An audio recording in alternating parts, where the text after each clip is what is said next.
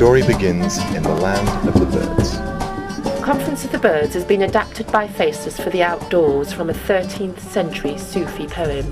It's a powerful story, an epic journey, a search for enlightenment with a universal moral that everyone can relate to, regardless of age, language or culture. Faceless's adaptation is exciting, it's funny, it's tragic and poignant.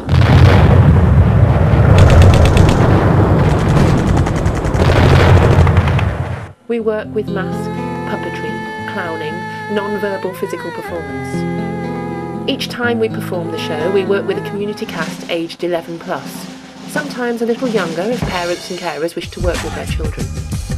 We spend 5 full days in rehearsal with up to 20 members of the local community to prepare for a performance on day 6.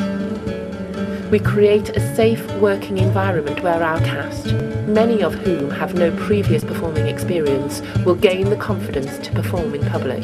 The project is very versatile. It builds confidence in bucket loads and provides a unifying experience for disadvantaged or marginalised communities. The quality is always high, with shows regularly holding audiences of 250 plus. It's also a great way of building positive profile for an area. Over the years, we've worked with refugees and asylum seekers, as well as with Catholic and Protestant young people in Northern Ireland. On a recent project with families in Huddersfield, participants continually stated how they had previously never done so much daily exercise. How the rehearsal days just seemed to fly by.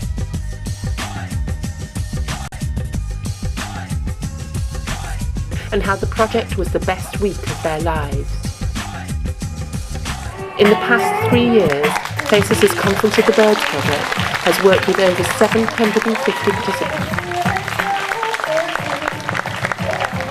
and reached around 4,000 audience members. I am the god of the birds. Those that see themselves in my mirror see themselves as they truly are.